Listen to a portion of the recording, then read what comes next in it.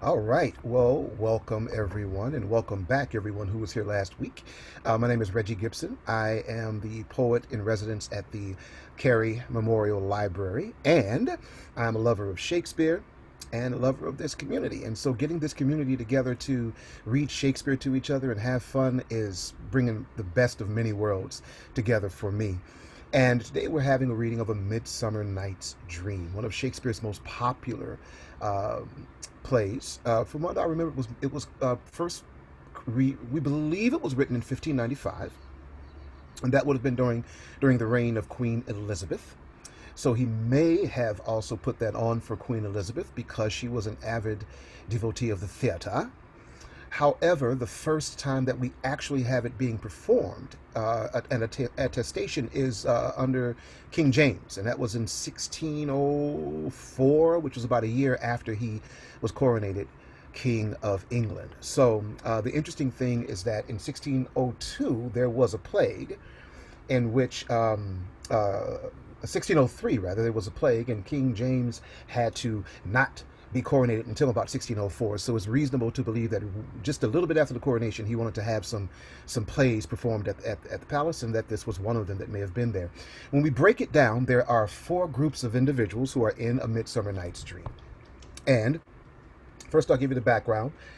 Essentially, it is magical and mystical and comic and rollicking, and it features marriage and pre-marriage and issues which are attendant to that. It's broken down into four groups of individuals, and those four I'm going to read to you from a book called Shakespeare, Big Ideas Simply Explained. And of course, because we are going through the library, we have to always, pub up books, and more books. And this is the dramatis personae of the people who you will be hearing from today, and it'll give you some idea of who will be interacting in the play. First is King Theseus, who I'm going to be playing. He's the Duke of Athens, and he's the conqueror of the Amazons. Then there is Hippolyta, the conquered queen of the Amazons, who is betrothed to Theseus. So right away, we have a little bit of an issue. We have a male who's conquered a group of females, and he's going to take the wife who he's conquered, and the woman he's conquered, and she's going to be his wife. Problems off the bat. Then there's Aegeus, who's the father of Hermia. Hermia, who was a short, fiery, dark-haired daughter of Aegeus, who was in love with Lysander. Lysander is romantic, and he's also in love with Hermia. There's problems there because Aegeus does not want Hermia to be married to Lysander. He wants Hermia to be married to this next person, Demetrius, who is a more hard-headed than Lysander, but also is courting Hermia. The issue comes in is that Hermia doesn't want to marry Demetrius. She wants to marry Lysander. Her father says, nope, you're going to marry who I say you're going to marry, or I'm going to have you killed. And so we've gone through all of that where she's run away with Lysander, and Demetrius goes after her. Now, Demetrius finds out because Helena, who's also in love with Demetrius, has told him. Now, Helena is very different from Hermia in this sense. They're friends, but instead of being short and fiery, Helen is more tall, fair-haired, and is in love with Demetrius. Then when they go into the forest and they meet the third set, they meet the fairies. And so we meet King Oberon, who's the king of the fairies. We meet Titania, who is the queen of the fairies. And then there's Robin Goodfellow, who is named Puck, or he's a mischievous spirit of the forest. Now we have another set of marriage issues because we meet when Titania and Oberon are having an argument about Oberon wants a ward, a person who is linked to Titania, and she won't give it to him. So they have this argument back and forth. So he has Puck put magic potion on her eyes, which makes her go to sleep and makes her want to be in love with the first person she sees when she wakes up. Now we also get to her retinue, which is a bunch of fairies. There is Peace Blossom, Cobweb, Mustard Seed, and Moat, and they are in her retinue. And then we go and we meet what we call the mechanicals, or as Puck calls them, the rude mechanicals. And that is Peter Quince, who's a carpenter. There is Nick Bottom, who is a weaver. He is the person who Titania falls in love with. But she falls in love with him after he's been put a spell upon by Puck, and now he has a donkey's head. Then we also meet Francis Flute, who is a bellows mender, Tom Snout, a tinker, Snug, who was a joiner, and Robin Starveling, who was a tailor. And then at the end, which we're almost to, we'll come into a play within a play where we'll find ourselves also having some other characters brought in. Pyramus and Thisbe, who, for those of us who've read our Ovid and read the Metamorphoses, know that this is a group, two people who are from two fair households that have issues with each other. Sounds a lot familiar, doesn't it? A man and a woman, a boy and a girl who love each other, but their families can't stand each other. Wonder where Shakespeare might have gotten Romeo and Juliet from. I wonder. So, that is also going to feature in the play. Now, once this is over, we are going to have what we call a smackdown between two characters. A verbo hip-hop inspired smackdown between myself. I'm going to be playing Oberon, and my partner, who you'll see right now, if maybe you're here, his name is Marlon Carey, but he'll be playing Nick Bottom. So you as the audience will get to judge which one of us has done a better job at getting the other person's goat. So with that being said, we are going to start right now at Act 3, Scene 2, where we find the lovers in a forest. This is after Titania has led silently Nick Bottom away to her bower. And now we're going to start at the top of that, another part of the woods, and we're going to start right now. Scene 2, another part of the wood. Enter Oberon. I wonder if Titania be awaked. Then what it was next came in her eye, which she must dote on in extremity. Enter Puck. Here comes my messenger. How now, mad spirit? What night rule now this haunted grove? My mistress with a monster is in love. Near to her close and consecrated bower, while she was in her dull and sleeping hour, a crew of Apaches, rude mechanicals, that work for bread upon Athenian stalls, met together to rehearse a play. And instead for great Theseus' nuptial day, intended for great Theseus' nuptial day, the shallowest thick skin of that barren sort who Pyramus presented in their sport forsook his scene and entered in a break. And when I did him at disadvantage take an ass's knoll, I fixed it upon his head. Anon his Thisbe must be answered, and forth my mimic comes. And when they spy him as wild geese that the creeping fowler eye on Russian-petted coughs, many in sort rising and cawing at the gun's report, sever themselves and madly sweep the sky, so at his sight away his fellows fly. And at our stamp, here o'er and o'er one falls. He murder cries, and help from Athens calls. In their sense thus weak, lost with their fears thus strong, made senseless things begin to do them wrong. From briars and thorns at their apparel snatch, some sleeves, some hats, from yielders all things catch. Oh, I led them on in this distracted fear, and left sweet Pyramus translated there. And when in that moment so it came to pass, Titania waked and straightway loved an ass. This falls out better than I could devise. But hast thou yet latched the Athenians' eyes with the love juice, as I did bid thee do? Oh, I took him sleeping. That is finished too. And the Athenian woman by his side, that when he waked to force, she must be hide. Enter Demetrius and Hermia. Stand close. This is the same Athenian. This is the woman, but not this the man. Oh, why rebuke you him that loves you so? Lay breath so bitter on your bitter face. Oh.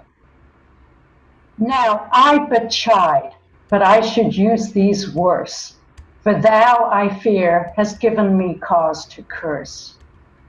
If thou hast slain Lysander in his sleep, being o'er shoes and blood, plunge in the deep, and kill me too.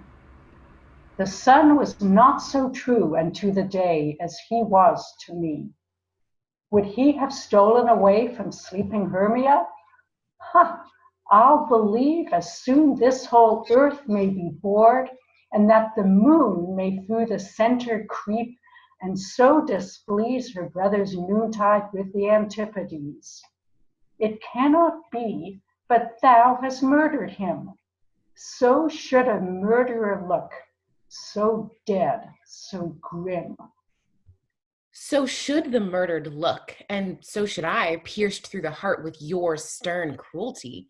Yet you, the murderer, look as bright, as clear as yonder Venus in her glimmering sphere.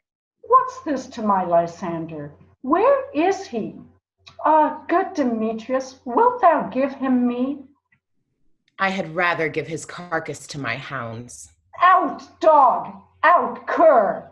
Thou drivest me past the bounds of maiden's patience. Hast thou slain him then? Henceforth be never numbered among men. Oh, once tell true even for my sake. Durst thou have looked upon him being awake? And hast thou killed him sleeping?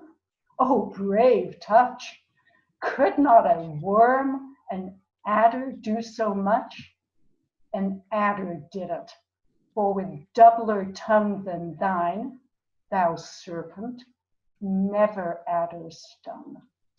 You spend your passion on misprized mood. I am not guilty of Lysander's blood, nor is he dead for aught that I can tell. I pray thee, tell me then that he is well. And if I could, what should I get therefore? A privilege, never to see me more, and from thy hated presence part I so. See me no more, whether he be dead or no. Exit. There is no following her in this fierce vein. Here, therefore, for a while I will remain. So sorrow's heaviness doth heavier grow for debt that bankrupt sleep doth sorrow owe, which now in some slight measure it will pay, if for his tender here I make some stay. Demetrius lies down. What hast thou done? Thou hast mistaken quite, and laid the love juice on some true love's sight. Of thy misprison must perforce ensue some true love turned, and not a false turned true. Then fate o'errules fate, that one man holding troth, a million fail, confounding oath on oath. About the wood go swifter than the wind, and Helena of Athens look thou find. All fancy sick she is and pale of cheer, with sighs of love that cost the fresh blood dear. By some illusion see thou bring her here. I'll charm his eyes against she do appear. I go, look how I go, swifter than arrow from the Tartar's bow. Puck exits. Flower of this purple dye, hit with Cupid's archery, sink an apple of his eye when his love he doth espy. Let her shine as gloriously as the Venus of the sky. When thou wakest, if she by, beg of her for remedy. Re-enter Puck. Captain of our fairy band, Helena is here at hand, and the youth mistook by me, pleading for a lover's fee. Well, shall we their fond pageant see? Lord, what fools these mortals be. Stand aside, the noise they make will cause Demetrius to awake. Then will two at once woo one, that must needs be sport alone. And those things do best please me that befall preposterously. Enter Lysander and Helena. Why should you think that I should woo in scorn? Scorn and derision never come in tears. Look, when I vow, I weep, and vows so born in their nativity all truth appears. How can these things they may seem scorn to you, bearing the badge of faith to prove them true?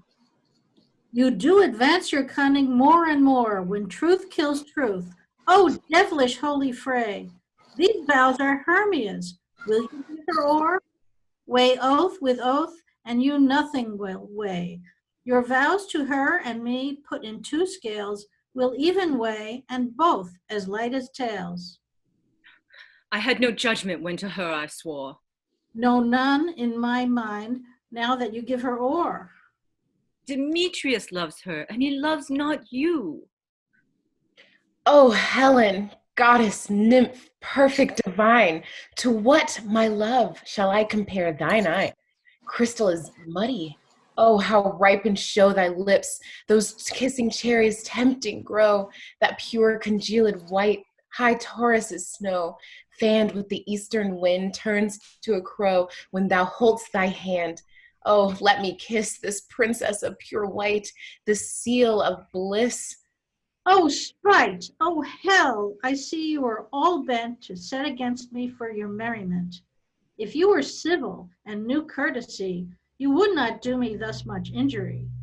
Can you not hate me, as I know you do, but you must join in souls to mock me too?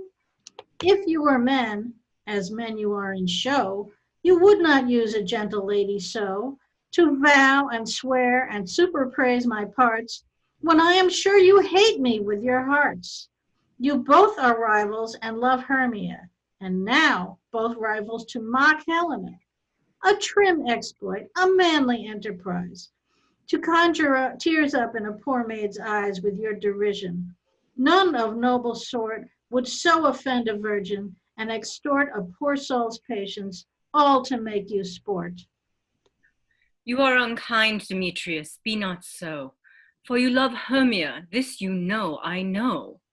And here with all goodwill, with all my heart, in Hermia's love I yield you up my part, and yours of Helena to me bequeath, whom I do love and will do till my death. Never did mockers waste more idle breath.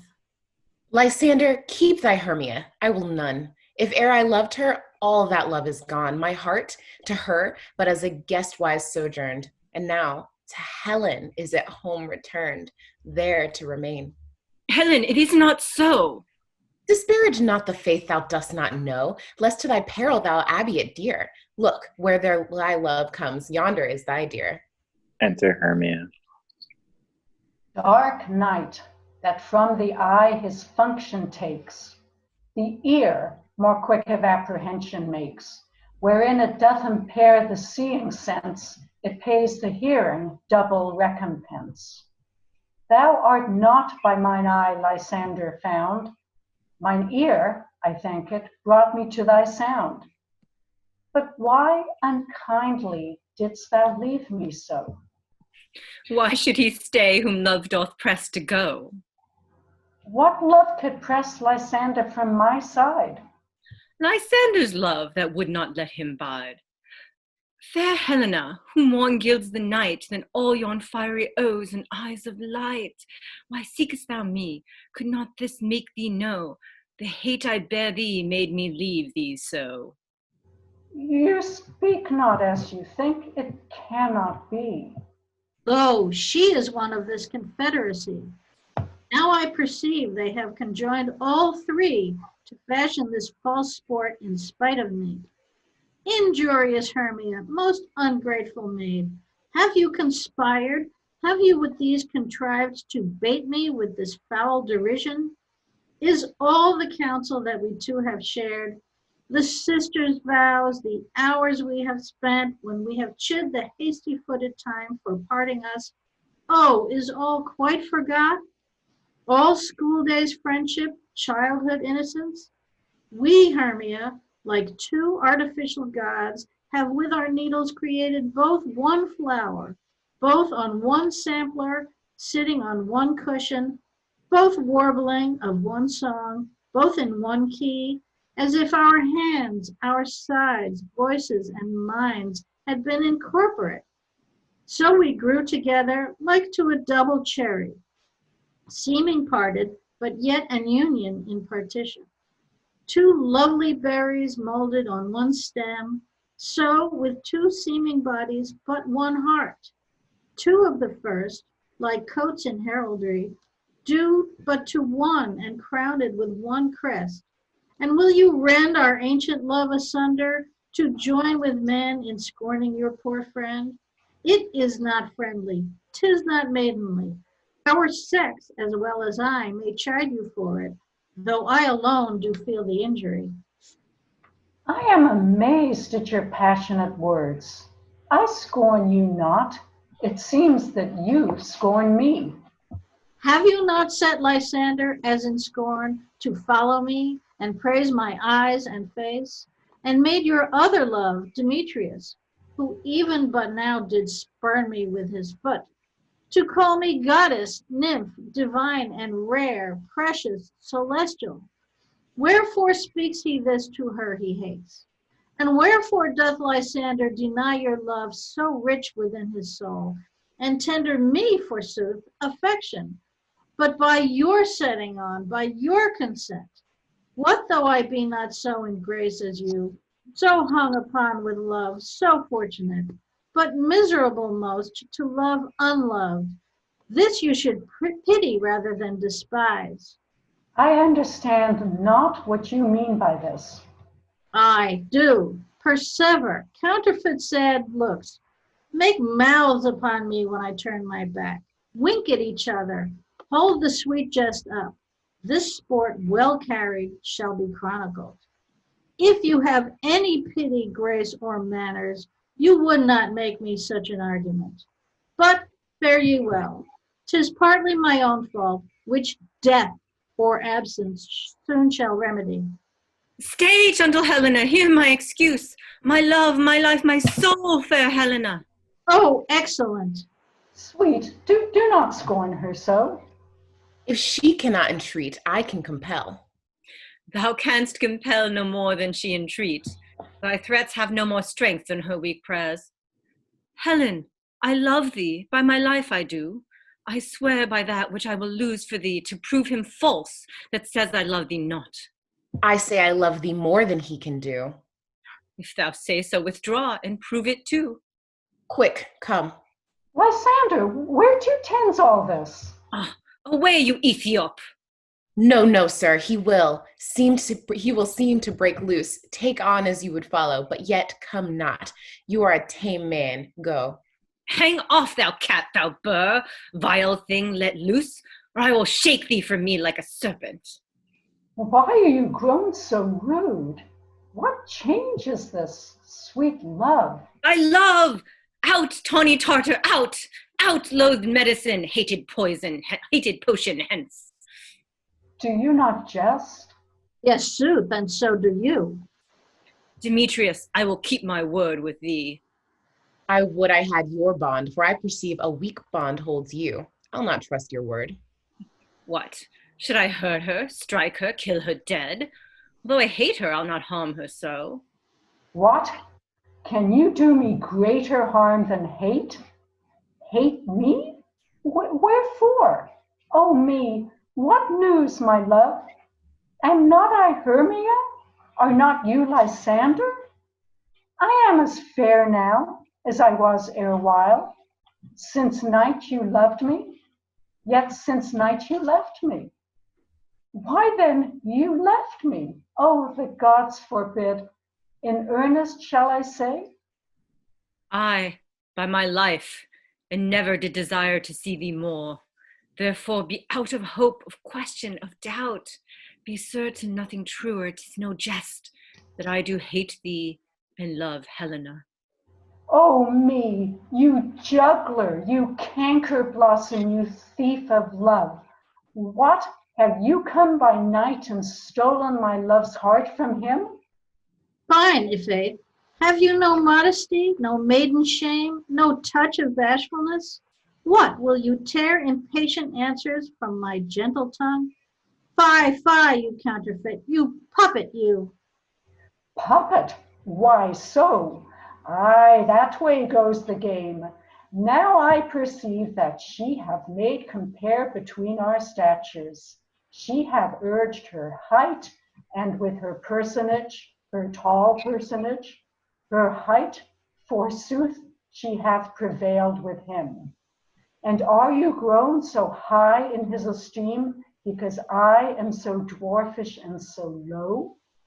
How low am I, thou painted maypole? Speak, how low am I? I am not yet so low, but that my nails can reach unto thine eyes. I pray you, though you mock me, gentlemen, let her not hurt me. I was never cursed. I have no gift at all in shrewishness. I am a right maid for my cowardice. Let her not strike me. You perhaps may think, because she is something lower than myself, that I can match her. Lower? Hark again! Good Hermia, do not be so bitter with me. I evermore did love you, Hermia, did ever keep your counsels, never wronged you, save that in love unto Demetrius, I told him of your stealth unto this wood. He followed you, for love I followed him. But he hath chid me hence, and threatened me, to strike me, spurn me, nay, to kill me too. And now, so you will let me quiet go, to Athens will I bear my folly back, and follow you no further. Let me go. You see how simple and how fond I am. Why get ye gone? Who is it that hinders you? A foolish heart that I leave here behind. What? With Lysander? With Demetrius. Be not afraid, she shall not harm thee, Helena. No, sir, she shall not, though you take her part. Oh, when she is angry, she is keen and shrewd. She was a vixen when she went to school, and though she be but little, she is fierce. Little again. Nothing but low and little. Why will you suffer her to flout me thus? Let me come to her. Get you gone, you dwarf, you minimus of hindering not-grass maid, you bead, you acorn. You are too officious in her behalf that scorns your service. Let her alone. Speak not of Helena, take not her part. For if thou dost intend never so little show of love to her, thou shalt abide it. Now she holds me not. Now follow, if thou darest, to try whose right, of thine or mine, is most in Helena. Follow, nay, I'll go with thee, cheek by jowl. Exeunt, Lysander, and Demetrius. You, mistress, all this coil is long of you. Nay, go not back. I will not trust you, I, nor longer stay in your cursed company. Your hands than mine are quicker for a fray. My legs are longer, though, to run away. I Exit am Helena. amazed, and know not what to say. Exit pursuing Helena. This is thy negligence. Still thou mistakest, or else commits thy knaveries willfully. Believe me, King of Shadows, I mistook. Did you not tell me that I should know the man by the Athenian garments he had on? And so far, this blameless proves my enterprise that I have anointed in Athenians' eyes. And so far, am I glad it did so sore. As this their jangling I esteem a sport. Thou seest these lovers seek a place to fight. Hie therefore, Robin, overcast in the night. The starry welkin cover thou anon, with drooping fog as black as Acheron, and lead these testy rivals so astray, as one come not within another's way. Like to Lysander, sometime frame thy tongue, then stir Demetrius up with bitter wrong, and sometime rail thou like Demetrius, and from each other look thou lead them thus, till o'er their brows doth counterfeiting sleep, with leaden legs and batty wings doth creep. Then crush this herb into Lysander's eye, whose liquor hath this virtuous property, to take from thence all error with his might, and make his eyeballs roll with wonted sight. When they next awake, all this derision shall seem a dream and fruitless vision, and back to Athens shall the lovers wend, with a league whose date till death shall never end. Whilst I in this affair do thee employ, I'll to my queen and beg her Indian boy. And then I will her charmed eye release from monster's view, and all things shall be peace. My fairy lord, this must be done with haste, for night's swift dragons cut the clouds full fast, and yonder shines Aurora's harbinger, at whose approach ghosts, wandering here and there, troop home to churchyard, damned spirits all, that in crossways and floods have burial already to their wormy beds are gone. For fear lest they should look up their shames upon, they willfully themselves exiled from light, and must for aye consort with black-browed night. But we are spirits of another sort. I with the morning's love have oft made sport, and like a forester the groves may tread, even till the eastern gate, all fiery red, opening on Neptune with fair blessed beams, turns into yellow gold his salt green streams. But notwithstanding, haste, make no delay. We may effect this business yet ere day. Exit Oberon. Up and down, I will lead them up and down. I am feared in field and town. Goblin, lead them up and down. Oh, here comes one. Enter Lysander. Where art thou, proud Demetrius? Speak thou now. Here, villain, drawn and ready. Where art thou? I will be with thee straight. Follow me then to plainer ground. Exit Lysander as following the voice. Enter Demetrius. Lysander, speak again. Thou runaway, thou coward. Art thou fled? Speak. In some bush? Where dost thou hide thy head? Thou coward, art thou bragging to the stars, telling the bushes that thou lookest for wars, and wilt not come? Come, recreant, come, thou child. I'll whip thee with a rod. He is the file that draws a sword on thee. Yea, art thou there? Follow my voice. We'll try no manhood here. Exeunt re-enter Lysander. He goes before me and still dares me on. When I come where he calls, then he is gone. The villain is much lighter heeled than I. I followed fast, but faster he did fly. Oh, that fallen am I in dark uneven way, and here will rest me. Come, thou gentle day. Lies down. For if but once thou show me thy grey light, I'll find Demetrius and revenge this spite. Re-enter Puck and Demetrius. Ho, ho, ho, coward, why comest thou not? Abide me if thou darest, for will I wot. Thou runnest before me, shifting every place, and darest not stand, nor look me in the face. Where art thou? Come hither. I am here. Nay, then thou mockest me. Thou shalt buy this dear. If ever I thy face by daylight see. Now, go thy way. Faintness constraineth me. To measure out my length on this cold bed, by day's approach looks to be visited. Lies down and sleeps. Enter Helena. O weary night, O long and tedious night, abate thy hours, shine comforts from the east, that I may back to Athens by daylight, from these that my poor company detest. And sleep, that sometimes shuts up sorrow's eye, steal me a while from mine own company. Sleeps. Yet but three. Come, one more. Two of both kinds makes up four. Oh, here she comes, cursed and sad. Cupid is a knavish lad, thus to make poor females mad. Enter Hermia.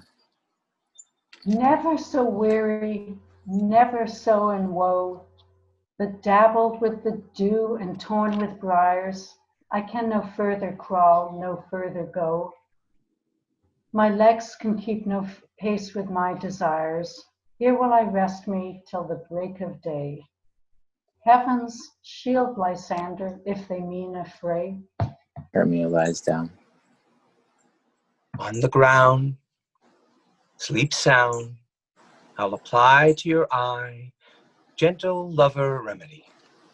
Squeezing the juice on Lysander's eye. When thou wakest, thou takest true delight in the sight of thy former lady's eye. And the country proverb known that every man should take his own, in your waking shall be shown. Jack shall have Jill, naught shall go ill. The man shall have his mare again, and all shall be well. Exit Puck, Demetrius, Helena, all sleep. Act 4, Scene 1, The Wood. Enter Titania and Bottom, Peace Blossom, Cobweb, Moth, Mustard Seed, and other fairies attending, Oberon behind, unseen. Come, sit thee down upon this flowery bed, while I thy amiable cheeks do coy, and stick musk roses on in thy sleek, smooth head, and kiss thy fair, large ears, my gentle joy. Where's Peas Blossom? Ready? Scratch my head, Peas Blossom. Where is Monsieur Cobweb? Ready? Monsieur Cobweb, good monsieur. Get your weapons in hand and kill me a red-hipped humblebee on top of a thistle. And, good monsieur, bring me the honey bag. Do not fret yourself too much in the action, monsieur. And, good monsieur, have a care the honey bag break not. I would be loath to have you overflowing with honey bag, senor. Where is Monsieur Mustard Seed? Ready? Give me your nief, Monsieur Mustard Seed. Pray you, leave your courtesy, good monsieur. What is your will? Nothing, good monsieur, but to help Caballero Cobweb to scratch. I must to the barber's, monsieur, for methinks I am marvelous hairy about the face. I am such a tender ass. If my hair do but tickle me, I must scratch. What, wilt thou hear some music, my sweet love? I've a reasonable good ear in music. Let us have the tongs and bones. Or say, sweet love, what thou desirest to eat? Truly? A peck of provender. I could munch your good dry oats. Methinks I have a great desire to a bottle of hay. Good hay, sweet hay, hath no fellow. I have a venturous fairy that shall seek the squirrel's hoard and fetch thee new nuts. I'd rather have a handful or two of dried peas, but pray you let none of your people stir me. I have an exposition of sleep upon me. Sleep thou, and I will wind thee in my arms. Fairies, be gone, and be all ways away. So doth the woodbine, the sweet honeysuckle gently entwist, the female ivy so enrings the barky finger. Oh, how I love thee, how I dote on thee. Oberon advances, enter Puck. Welcome, good Robin. Seest thou this sweet sight? Her dotage how I do begin to pity. From meeting her of late behind the wood, seeking sweet favors of this hateful fool, I did upbraid her and fall out with her. For she his hairy temples then had rounded with coronet of fresh and fragrant flowers, and that same dew which sometime on the buds was wont to swell like rounded orient pearls, stood now with the pretty Floriet's eyes like tears that did their own disgrace bewail. When I had at my pleasure taunted her, and she in mild terms begged my patience, then I did ask of her her changeling child, which straight she gave me, and her fairy sent to bear him to my bower in fairyland. And now I have the boy, I will undo this hateful imperfection in her eyes, and gentle Puck, take this transformed scalp from off the head of this Athenian swain, that he, awaking when the other do, may all to Athens back again repair, and think no more of this night's accidents, but as a fierce vexation of a dream. But first I will release the fairy queen. Be as thou wast wont to be, see as thou wast wont to see, Dian's bud or Cupid's flower hath such force and blessed power. Now, Titania, wake you, my sweet queen. My Oberon, what visions have I seen? Methought I was enamored of an ass? There lies your love. Oh, how came these things to pass? How mine eyes do loathe his visage now. Silence a while. Robin, take off his head. Titania, music call, and strike more dead than common sleep of all these five of the sense. Music ho! Music such as charmeth sleep. Now, when thou wakest, with thine own fool's eyes peep. Sound, music!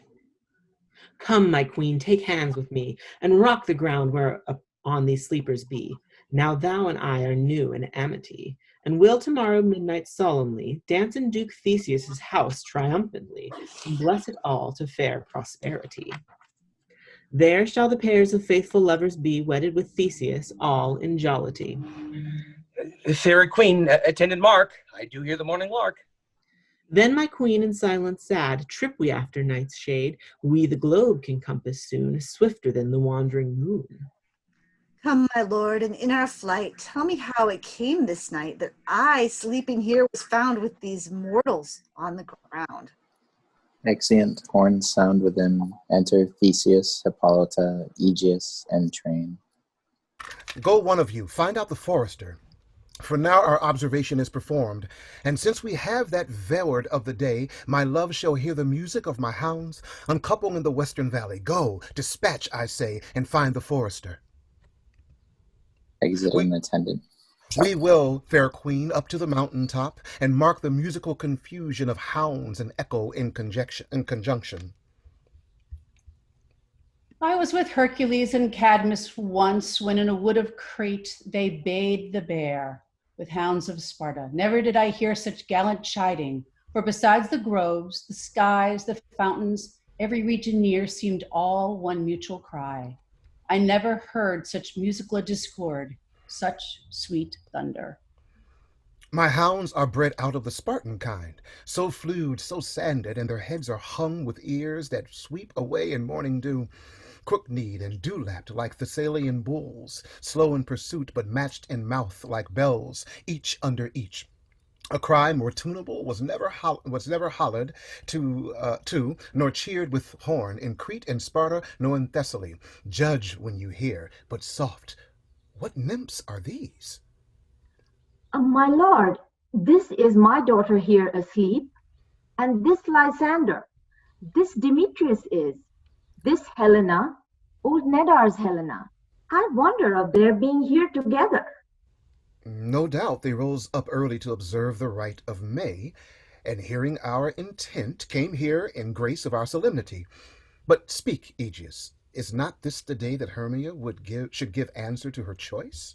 It is, my lord. Go bid the huntsmen wake them with their horns. Horns and shout within. Demetrius, Lysander, Hermia, and Helena awake and start up. Good morrow, friends. St. Valentine is past. Begin these wood birds but to couple now? Pardon, my lord. He and the rest kneel to Theseus. I pray you all, stand up. I know you two are rival enemies. How comes this gentle concord in the world, that hatred is so far from jealousy, to sleep by hate and fear no enmity? My lord, I shall reply amazedly, half sleep, half waking. But as yet I swear, I cannot truly say how I came here. But as I think, for truly would I speak, now do I bethink me so it is. I came with Hermia hither. Our intent was to be gone from Athens, where we might be without the peril of the Athenian law. Enough, enough, my lord, you have enough. I beg the law upon his head. They would have stolen away, they would, Demetrius, thereby to have defeated you and me. You of your wife and me of my consent that she should be your wife. My lord, fair Helen told me of their stealth, of this their purpose hither to this wood, and I in fury hither followed them. Fair Helena in fancy following me. But, my good lord, I wot not by what power, but by some power it is, my love to Hermia melted as the snow, seems to me now as the remembrance of an idle god, which in my childhood did I dote upon. And all the faith, the virtue of mine heart, the object and the pleasure of mine eye is only to Helena. To her, my lord, was I betrothed ere I saw Hermia. But like a sickness did I loathe this food. But as in health, come to my natural taste. Now I do wish it, love it, long for it, and will forevermore be true to it. Fair lovers, you are fortunately met. Of this discourse we more will hear anon. Aegeus, I will overbear your will, for in the temple by and by with us these couples shall eternally be knit, and for the morning now is something worn, our purposed hunting shall be set aside.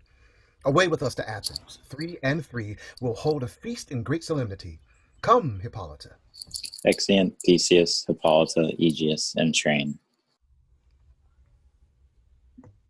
These things seem small and undistinguishable, like far-off mountains turned into clouds. Methinks I see these things with parted eye, when everything seems double. So methinks, and I have found Demetrius like a jewel, mine own and not mine own. It seems to me that yet we sleep, we dream. Do not you think the Duke was here and bid us follow him? Yea, and my father. And Hippolyta. And he did bid us follow to the temple. Why then we are awake. Let's follow him, and by the way, let us recount our dreams. Exeunt. As they go out, Bottom awakes. Oh, when my cue comes, call me on, and I will answer. My next is most fair pyramid. Hi-ho. Peter Quince. Flute, the bellows mender. Snout, the tinker. Starveling! Got my life stolen hence and left me asleep. I have had a most rare vision. I have had a dream. Past the wit of man to say what dream it was. Man is but an ass if he is to expound this dream. Methought I was. There is no man can tell what. Methought I was, and methought I had. But a man is but a patched fool if he will offer to say what methought I had. The eye of man hath not heard, the ear of man hath not seen, man's head is not able to taste, his tongue to conceive, nor his heart to report what my dream was. I will get Peter Quince to write a ballad of this dream. It shall be called Bottom's Dream, because it hath no bottom. And I will sing it in the latter end of a play, before the Duke, peradventure. To make it the more gracious, I shall sing it at her death. Exit. Scene 2, Athens. A room in Quince's house. Enter Quince, Flute, Stout, and Starveling. Have you sent to Bottom's house? Is he come yet? He cannot be heard of.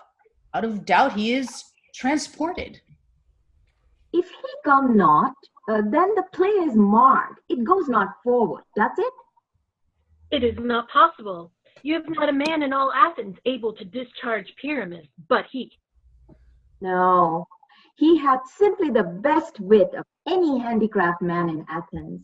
Yea, and the best person too, and he is a very paramour for a sweet voice. You must say paragon. A paramour is, God bless us, a thing of naught. Enter Snug. Masters, the Duke is coming from the temple, and there is 2 or 3 lords and ladies more married. If our sport had gone forward, we'd all have been made men. Oh, sweet bully Button, thus hath he lost 6pence a day during his life. He could not have scaped 6pence a day, and the Duke had not given him 6pence a day for playing Pyramus. I'll be hanged. He would have deserved it. 6pence a day in Pyramus, or nothing. Enter Bottom. Where are these lads? Where are these hearts? Bottom! Oh, most courageous day! Oh, most happy hour! Masters, I am to discourse wonders, but ask me not what. For if I tell you I am no true Athenian, I will tell you everything, right as it fell out. Let us hear, sweet Bottom. Not a word of me.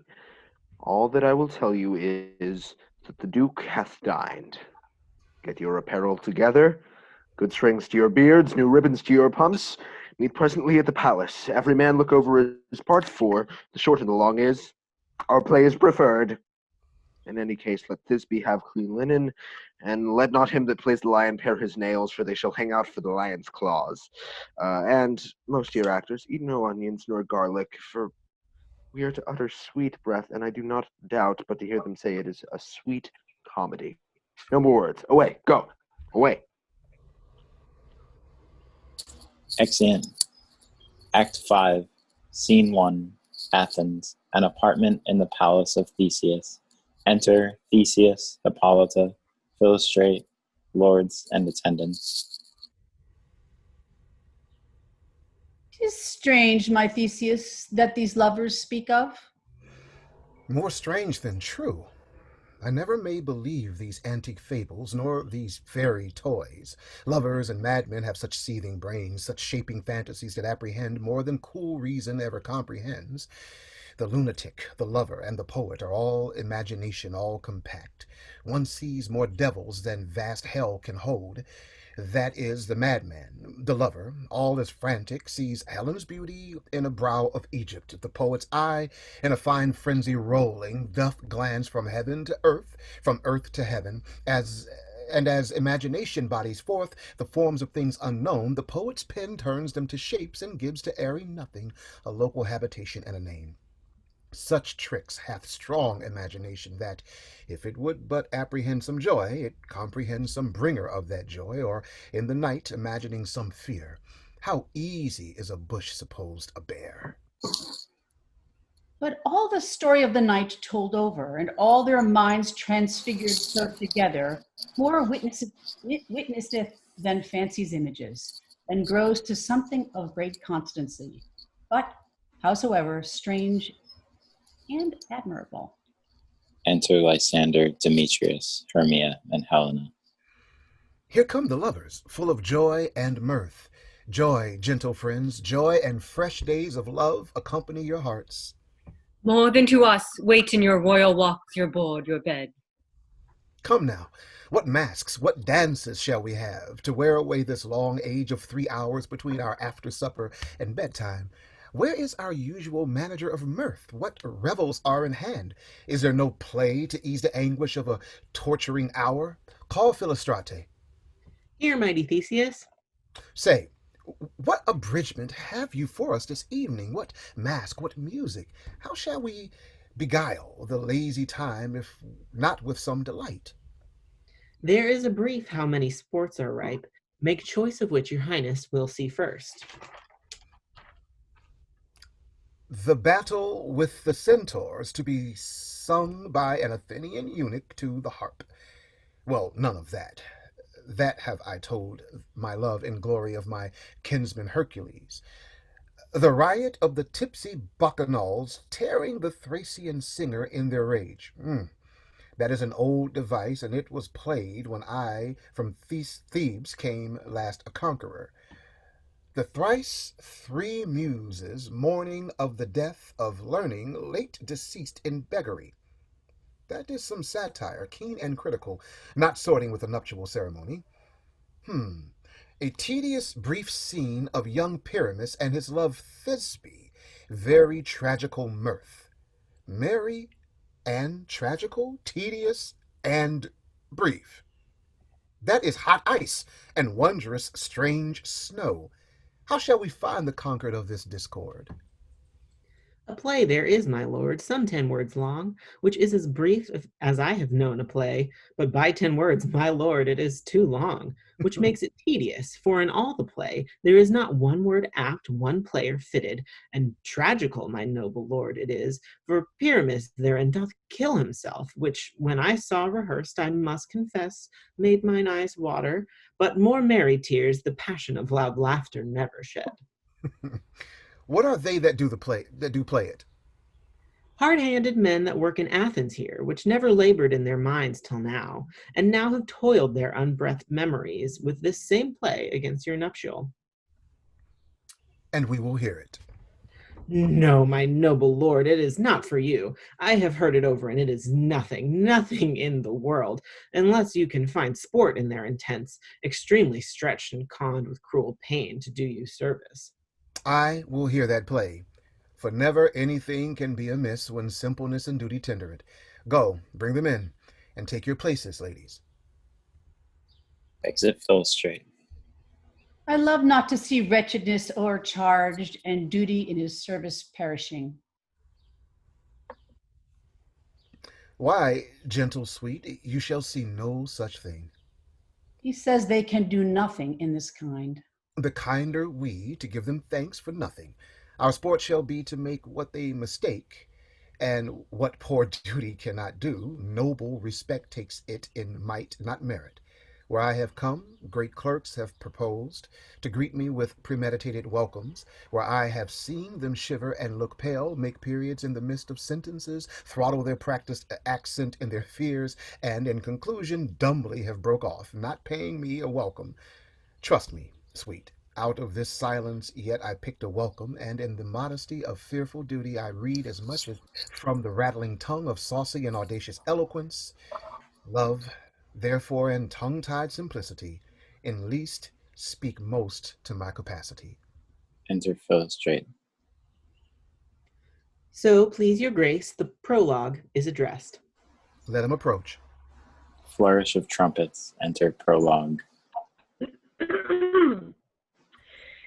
If we offend, it is with our good will, that you should think we come not to offend, but with good will, to show our simple skill. That is the true beginning of our end. Consider then, we come but in despite. We do not come as minding to connect you. Our true intent is all for your delight. We are not here, that you should hear, repent you. The actors are at hand, and by their show you shall know all that you are like to know. This fellow doth not stand upon points. He hath rid his prologue like a rough colt. He knows not to stop. A good moral, my lord. It is not enough to speak, but to speak true. Indeed, he hath played on this prologue like a child on a recorder, a sound, but not in government. His speech was like a tangled chain.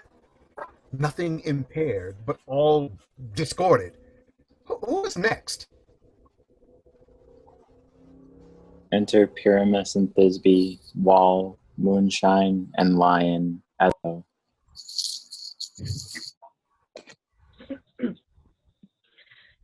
Gentles, perchance you wonder at this show, but wonder on till truth make all things plain. This man is Pyramus, if you would know. This beauteous lady is Thisbe certain. This man with lime and rough task doth present Wall, that vile Wall, which did these lovers sunder, and through Wall's cheek, poor souls, they are content to whisper, at the which let no man wonder. This man with lantern, dog, and bush of thorn presenteth moonshine, for, if you will know, by moonshine did these lovers think no scorn to meet at Ninus' tomb, there to woo. This grisly beast, which Lion hight by name, the trusty Thisbe, coming first by night, did scare away, or rather did affright, and as she fled, her mantle she did fall, which Lion vile with bloody mouth did stain. Anon comes Pyramus, sweet youth and tall, and finds his trusty Thisbe's mantle slain, whereat with blade, with bloody, blameful blade, he bravely broached his boiling, bloody breast. And Thisbe, tarrying in mulberry shade, his dagger drew, died for all the rest. Let Lion, Moonshine, Wall, and lovers twain at large discourse, while here they do remain. Exeunt prologue, Thisbe, Lion, and Moonshine. I wonder if the lion be to speak. No wonder, my lord. One lion may when many asses do. In this same interlude it doth befall that I, one Snout by name, present a wall, and such a wall, as I would have you think, that had in it a crannied hole or chink, through which the lovers Pyramus and Thisbe did whisper often, very secretly. This loam, this rough cast, and this stone doth show that I am that same wall. The truth is so, and this the cranny is, right and sinister, through which the fearful lovers are to whisper. Would you desire Lime and Hair to speak better? It is the wittiest partition that I ever heard discourse, my lord. Pyramus draws near the wall. Silence. Enter Pyramus.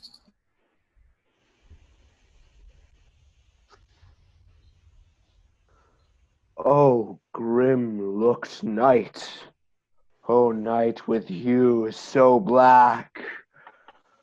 Oh, night, whichever art when day is not. Oh, night. Oh, night. Alack, alack, alack. I fear my Thisbe's promise is forgot.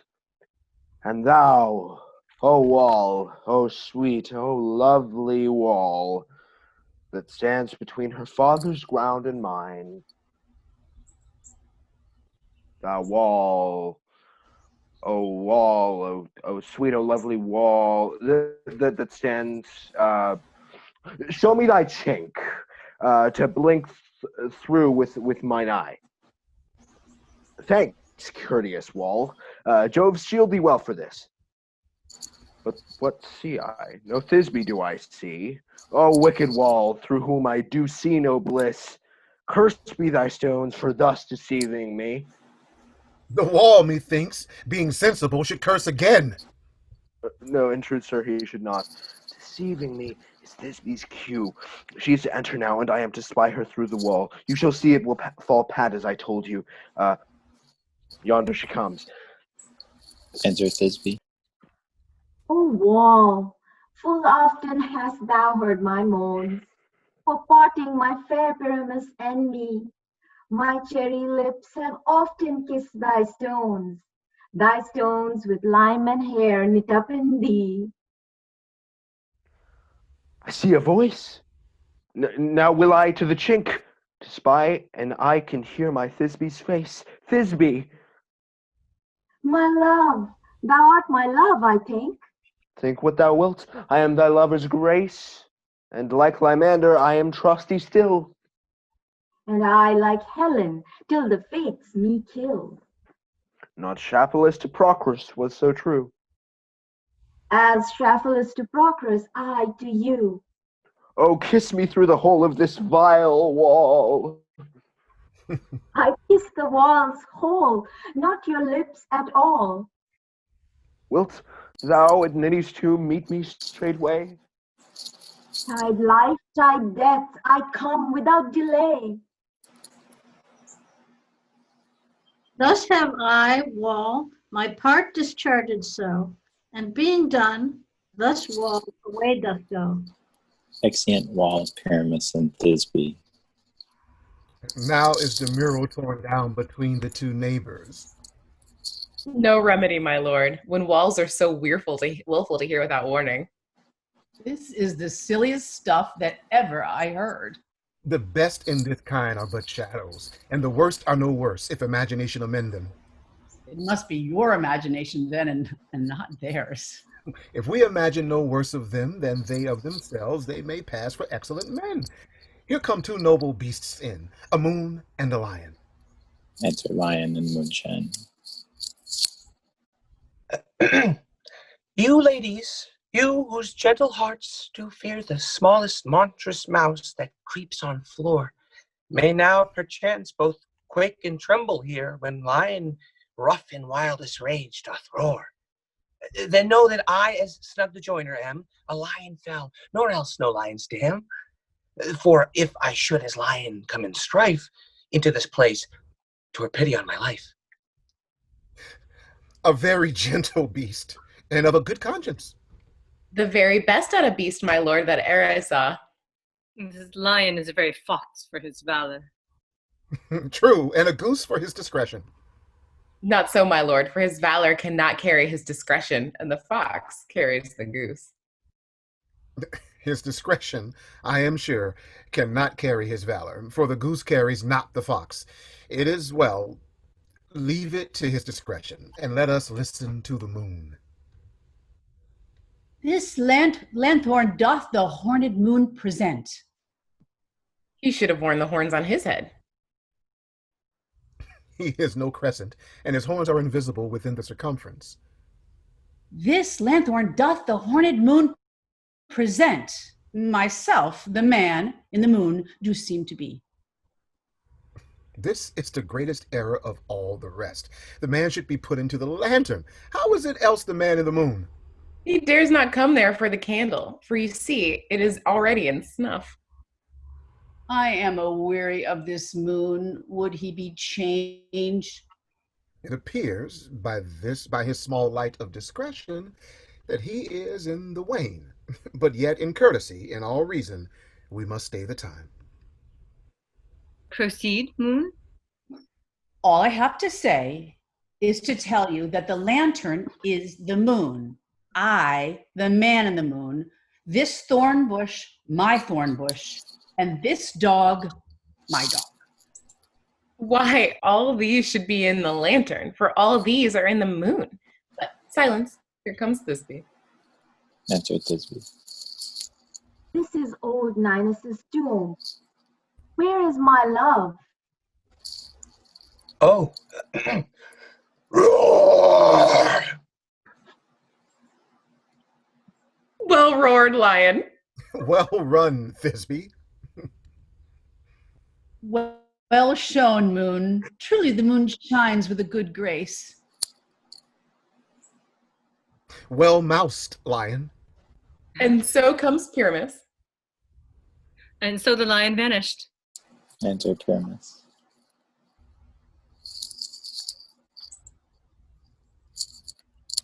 Sweet moon, I thank thee for thy sunny beams.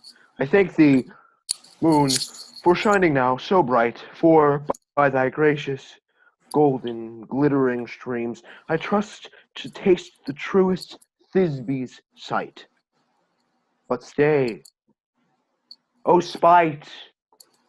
But mark, poor night, what dreadful dole is here? Eyes, do you see? How can it be? Oh, dainty duck, oh dear.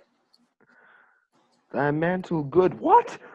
Stained with blood. Approach, ye furies fell. O fates, come, come, cut thread and thrum. Quail, rush, conclude, and quell. This passion and the death of a friend would go near to make a man look sad. He shrew my heart, but I pitied the man. Oh, wherefore, nature, didst thou lions frame? Since lion vile hath here deflowered my dear, which is no, which was the fairest dame that lived, that loved, that liked, that looked with cheer. Come, tears confound, out sword and wound the pap of Pyramus, I that left path where the heart doth hop. Thus die I, thus. Now I am dead. Now am I fled. My soul is in the sky. Tongue, loose thy lights. Moon, take my flight now. Now, die.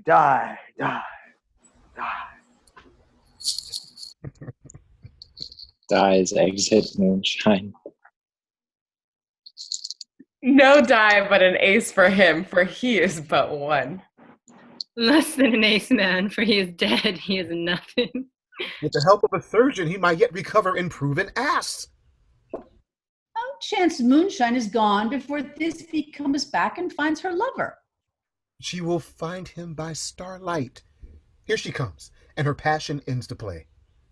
Answered Thisbe. Methinks she should not use a long one for such a Pyramus. I hope she will be brief. A moat will turn the balance, which Pyramus, which Thisbe is the better. She hath spied him already with those sweet eyes. And thus she moans pitilessly. Oh, asleep, my love? What, dead, my dove? O Pyramus, arise, speak, quite dumb. Dead? A tomb must cover thy sweet eyes, these lily lips, those cherry nose, those yellow cowslip cheeks. Are gone. Lovers, make moan. His eyes were green as leeks. O sister three, come to me with hands as pale as milk. Lay them in gore, since you have shore with shears his thread of silk. Tongue, not a word. Come, trusty sword, come, blade, my breast imbrue, and farewell, friends. Thus Thisbe ends. Adieu. Dies. Moonshine and Lion are left to bury the dead. I and the wall too. No, I assure you, the wall is down that parted their fathers. Will it please you to see the epilogue, or to hear a burgomask dance between the two of our company? No epilogue. I pray you, for your play needs no excuse. Never excuse, for when the players are all dead and there needs none to be blamed. Marry, if he that writ it had played Pyramus and hanged himself in Thisbe's garter, it would have been a fine tragedy, and so it is, truly and very notably discharged. But come, your burgomask, let your epilogue alone. You're a dance of clowns. The iron tongue of midnight hath told 12. Lovers to bed, 'tis almost fairy time. I fear we shall outsleep the coming morn. As much as we this night have overwatched, this palpable gross play hath well beguiled the heavy gate of night. Sweet friends, to bed. A fortnight hold me this solemnity, in nightly revels and with jollity. Excellent. Scene 2, enter Puck. Now the hungry lion roars, and the wolf behowls the moon, whilst the heavy ploughman snores. All with weary task foredone. Now the wasted brands do glow, whilst the screech owl, screeching loud, puts the wretch that lies in woe in remembrance of a shroud. Now it is the time of night that the graves all gaping wide, every one lets forth his sprite in the churchway paths to glide. And we fairies that do run by the triple hectates team from the presence of the sun, following darkness like a dream, now our frolic. Not a mouse shall disturb this hallowed house. I am sent with broom before to sweep the dust behind the door. Enter Oberon and Titania with their train. Through the house give glimmering light, by the dead and drowsy fire, every elf and fairy sprite hop as light as bird from briar. And this ditty after me, sing and dance it trippingly. First rehearse your song by rote, to each word a warbling note. Hand in hand with fairy grace, will we sing and bless this place. Song and dance. Now until the break of day, through this house each fairy stray, to the best bride bed will we, which by us shall blessed be, and the issue there create ever shall be fortunate, so shall all the couples three ever true in loving be, and the blots of nature's hand shall not in their issue stand, never mole, hair, lip, nor scar, nor mark prodigious such as are, despised in nativity, shall bear upon their children be. With this field do consecrate, every fairy take his gate, and each several chamber bless, through this palace with sweet peace, and the owner of it blessed ever shall in safety rest. Trip away, make no stay, meet me all by break of day. Exeunt Oberon, Titania, and train. If we shadows have offended, think but this, and all is mended, that you have but slumbered here, while these visions did appear. And this weak and idle theme, no more yielding but a dream. Gentles, do not reprehend. If you pardon, we will mend. And as I am an honest Puck, if we have unearned luck now to escape the serpent's tongue, we will make amends ere long, else the Puck a liar call. So, good night unto you all. Give me your hands, if we be friends, and Robin shall restore amends. Exit. Hey, cool. End of play. Well done, everybody. You know, this is one of my favorites, and I think it's one of the world's favorites. It's been done so many times. I don't know if anyone ever saw the film version in 1968 by, I think it was Peter Hall. Anyone by Rick have ever seen that? Yes. It's very 1960s, the way it's done. Ian Holm Ian Holm plays Puck. Ian Holm is he might be known to some of the younger viewers as the person who plays Bilbo Baggins in Lord of the Rings. And he plays Frodo's uncle, who gives him the ring. But if you've never seen that film, very 60s, like I said, the way it's cut is a little bit different than what we might expect today. But you get to see Diana Rigg, who's playing, I think she's playing Helena. You get to see Helen Mirren in it, who is playing Hermia, and Judi Dench, which is playing Titania. So you have some thespian powerhouses in that film, and you really would want to check it out. And then for those of you who might remember the 1999 version, who was it that directed that one? I can't remember, but it was more of a soap opera type version. And Stanley Tucci plays Bottom. No, he plays Puck. He plays Puck. Kevin Kline plays Bottom, and he plays Bottom as a much more idealistic, dreamer type individual rather than this sort of overbearing bore. And it's a totally different and new take on it. And I think is Michelle Pfeiffer. She plays Titania. It is really also a very magical one, filmed in Italy. Beautiful. So if anybody out there wants to see some film versions that you've not seen to see how this all hangs together and works with modern and a modern setting, those would be two that I would recommend you go and check out. Any revelations, any thoughts, any feelings about what anyone has felt about these roles and playing this and being part of this group read of A Midsummer Night's Dream? I was thinking, as funny as the mechanicals are, it's really classist, and it makes me feel a little bit guilty laughing at them. Yes, and you know what I noticed in this reading that had not quite dawned on me before is how the mechanicals, right?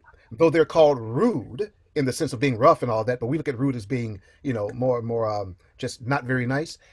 They're the only group of the four that don't insult anybody, right? The nobles insult, the royals insult, the fairies, those in that kingdom insult, but the mechanicals, they don't insult anyone at all. And it was very interesting. I didn't quite notice that before now. They're very earnest, overly earnest is the is where the humor comes from. Dangerous virtues even nowadays.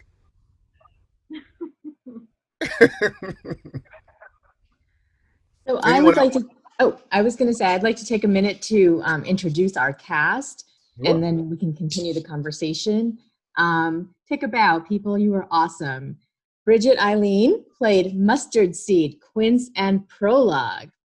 Brenda Banerjee played Aegeus, Flute, and Thisbe. Oh wait, maybe yeah. And Carlos played Bottom and Pyramus. Carlos Rossetti. Francis Frankenberg played Hermia and Peas Blossom. Helen Kingman played Titania. Very well. India Winslow, Cobweb, and Demetrius. Jay Johns played Oberon and Philostrate. Michelle Techler played Starveling, Moonshine, and Hippolyta. Peter Leonard Solis played Snug and Lion as well as Puck. Sarah Becker played Helena, Snout, and Wall. Virginia Wang played Lysander. And Matt Schumann is our stage manager. And Regie Gibson was Theseus, Duke of Athens. Thanks so much, everybody. That was a fantastic performance. Yeah, and I know that Reggie's going to go on with Marlon Carey for a Smackdown. Yes, we are. So first off, does anyone have anything they want to say before we end this out and maybe move on to talking about the Smackdown? I guess I'd just like to say how magical it is to get to be this part. Like I was thinking about, I'm 53 years old. Will I ever get to be Queen of the Fairies again? It was really an amazing opportunity and an honor. These are great parts. And I also love how theatrical this is. I had a college professor who used to just love it when we'd have 2 boxes. That's your set. Here are your boxes. And he's like, oh, it's so theatrical. And I guess I'm thinking about these little boxes. I mean, it's even more so. It's making magic out of Words and people. Yeah. Beautiful. Thanks. Just also to say, this is Massachusetts. People would be okay if I was Queen of the Fairies. Yeah, I guess in that sort of same vein, it's kind of interesting for me to play, characters that I've never actually considered playing before. I'm just, happy to have done it because it's giving me a whole new perspective on, maybe doing it again sometime. So Cool. that's Yeah, really cool. I was a high school drama teacher, and I know the Peace Corps says that's the toughest job you'll ever love, but I think high school drama director is the toughest job you'll ever love. And I did it. I was in plays in high school and college, but I just don't have time for theater anymore. And this is, you get the bug, and then you just oh, I miss it so much. I want to do way more. Yeah, I'll be next fall. I'm going to college for theater, so I'm very excited to Cool, man. take it further. So, yeah. And there will be college next year. There will be college next year. I really hope so. Yeah. There will be. I have just one comment about Shakespeare. How is it that one person can be so silly and humorous and then write the histories and the tragedies? This is an original thought, he was quite good, wasn't he? Wow. Yeah.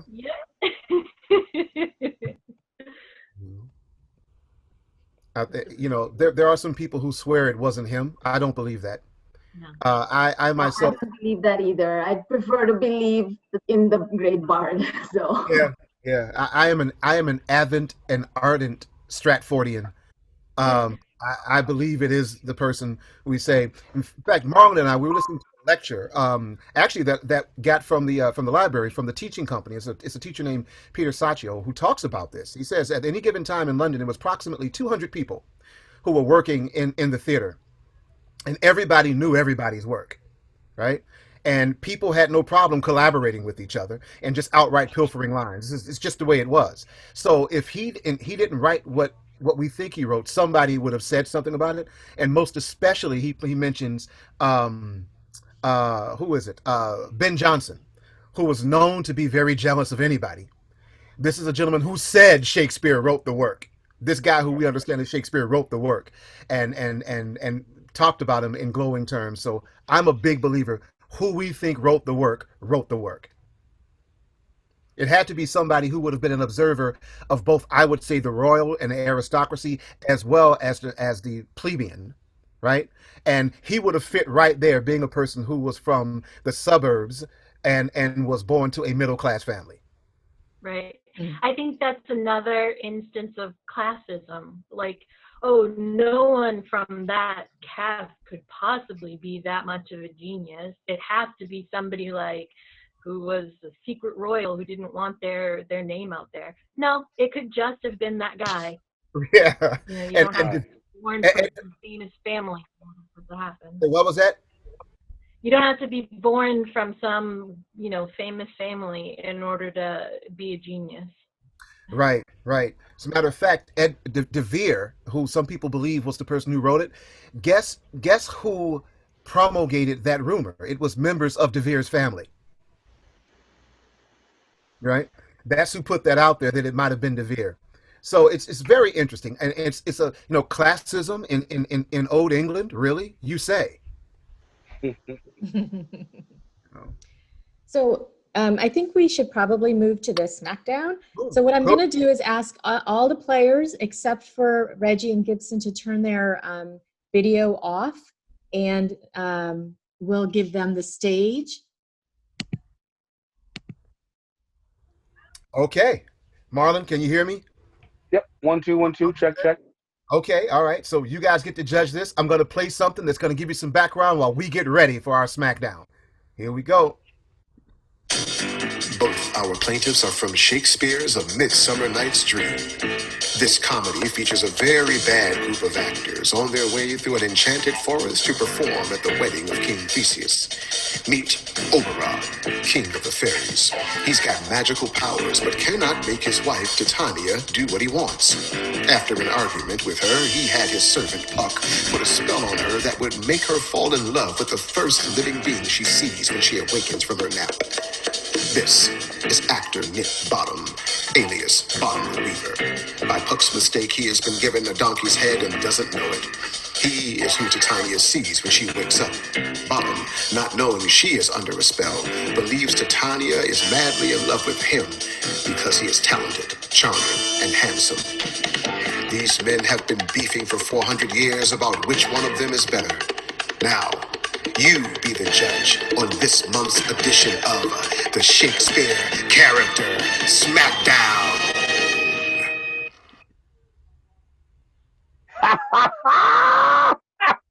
Hee-haw, hee-haw. What's this? You don't even exist. The king of the fairies. Not even scary a little bit. You know the rules, player. Your queen chose me. And the reason why she did it is no mystery. She wanted a real man with a bit of hair on his face. Not this blight on my sight that I find here in my face. A man of substance who could roar like a lion when needed. Or beguile with feminine wiles if his part did read it. But you, sir, you are no actor. You merely seek to direct, manipulating hearts, risking other characters' necks. You are sadistic and sad. Probably never had a dad. No excuse for being a cad. Oh, Lysander, that poor lad. Oh, you are bad news, sending Puck with a love potion, confusing and confounding the very notion of devotion. The truth is, while me and your honey bun were frolicking under an emerald green fields under orange gold sun, and she fed me butterscotch and honey crumbs, we were having so much fun, she never mentioned you once. All right. Okay. First things first. Let's get that name thing out of the way. Because if Shakespeare had named me what he named you, I would have sued and then changed my name like yesterday. Seriously, people. The man's last name is Bottom. His first name is, Nick. Well, Nick, I have yet to meet the bottom that I cannot kick. Seriously, you think you can rock all this? Well, I'll say this, looking at you, I never would have thought this. You sure must have pluck. Stand down, honest Puck. This schmuck just pressed his luck. Greetings, Oberon, king of the fairies. Trust me, I got this. Good sir, have you not the sense to realize that you are a hateful, harmful imperfection to the eyes? You are a canker blossom bottom, an absurd, unapt word, a two-legged, full-headed, mule-headed turd with little more wit than what's contained within the spit of a backwards flying, brainless bird.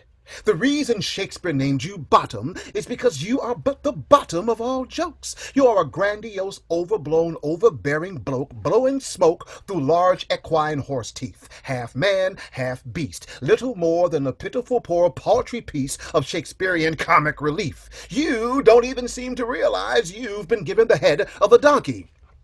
Or, as fully human, you are clownish, cloddish, and clunky. Or, as an actor, you're acting as whack and hammy and skunky. Of talent, sir, you are bereft, because it's apparent, sir, that if you ever had any, yours got right up and stage left. Oh, please. You're the play within the play.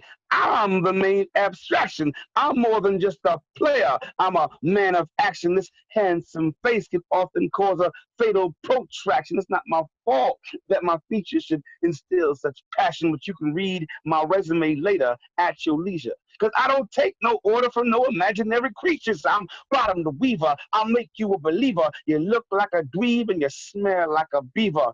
Titania's giving me the keys to the fairy kingdom. Don't make me have to snap your wand and clip your wings, son. Just ask Peter Quince. He knows how I get down, so there ain't no laughing matter, so there ain't no clown. It's over, Ron. Listen, you'll get overrun. You trying to come over here, you'll get overcome. Just stop messing around with other people's love affairs. Because if your wife, Titania, calls me again, you could bet I'm all ears. For 400 years, everyone, he's been trying to drop rhymes against me. But all I hear is hee-haw. I swear, if you were to get thee to a county fair, every person in Zoomland out there could ride you like a seesaw. Don't you know that with one snap, I can have packs put on your back, have you trekking, making tracks from Bogota to Arkansas, Wichita to Panama. Yaw, yaw, yaw, get along, little doggy, yaw, yaw. Oh, you thought my wife, the love of my life, Queen Titania, queen of the fairies, fell very in love with you. You must have been midsummer nights dreaming, fool, deceived into believing what's not factual or actual. Let me break it down real slow for you bros so that you know. I want to make sure everyone is hearing this. Me be supernatural. He be super idiot. I be so magical and incomprehensible, no mortal half-ass can ever hope to know, let alone throw me. I am so filled with nature's force, you should just call me Oberon Kenobi.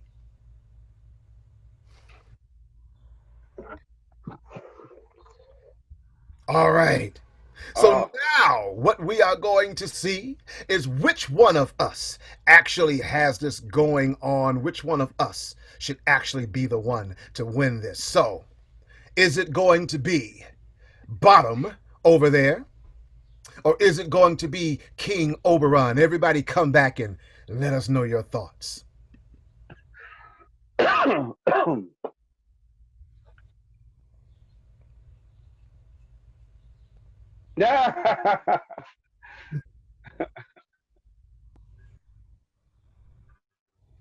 Can we vote for both? That's what I was going to say, yeah. I love that donkey head. He made it himself. It was yeah, I saw you starting to put that on and I was like, what is going, wow. There's a very great gentleman here in town named Erminio. He has a company called Big Nazo, and I brought this thing in a frame. I'll show you that. I brought this in here, and I made that little frame, and I wanted to build something around it. And he really walked me through this entire process. I mean, look at these nostrils; it's just so crazy. But is that what is that? That's amazing! Wow. It's a pretty awesome process, and it's the simplest materials that he put together, but he made it look so awesome. So I'm very, very proud of it. Right. So from the chat, it looks like Oberon's kicking butt. So it's too hard. It's both are great. Oberon, I love the rhythm of bottom. Oberon, I love the majesty of Oberon. Wow, the homemade mask though may put it over for someone. Oh man. Well, this is sort of Oberon meets Second Line New Orleans. I love it. So, and let me just say, I'm up in the attic of my house. It is quite warm. Okay. Oh. Do you see in my studio here? I had to turn the fan off to make sure there was no noise. But oh my goodness, this bathrobe, because at Bottom is in the comforts of Titania. So he's got this robe, he's got his mirror. He's looking at himself. Peace blossom. Absolutely. Yeah. So if any questions about this, we can answer them. I know we have only a few minutes, but if anybody has questions, we might be able to drop a couple of answers for you. If not answers, we can give you some responses.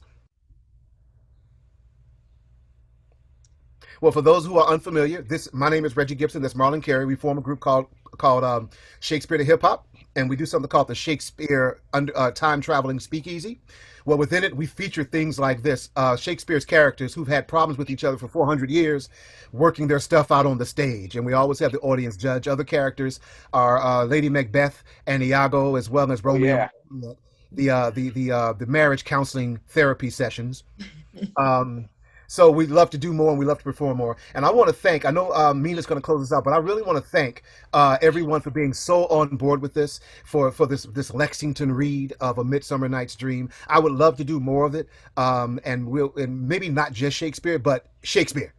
But I would love to do more of any plays that help us come together better as a community and read to each other and hear each other's voices, even if we can't be physically in proximity to one another. So thank you all for being a part of this. And thank you, Mina, for putting this together. And thank you, Marlon, for being part of this too. Yeah, thank you guys so much for letting me be part of this from Providence, Rhode Island. I'm here visiting with you, and I'm so glad to have been part of it. Awesome. Well, that Smackdown was quite a Smackdown. And obviously we have a lot of Shakespeare lovers in our community and beyond. I know that there's people here from lots of places. So thank you everybody for coming and for the 2 weeks of sheer enjoyment, which I think we've all needed. And I hope you have a wonderful day. I will send out the link to the video later, when it's ready. It probably will take a couple days, but that way you can watch them both together and be like, whoa, we're amazing. Yeah. Thanks for all of our spectators. We really appreciate you coming in and cheering us on.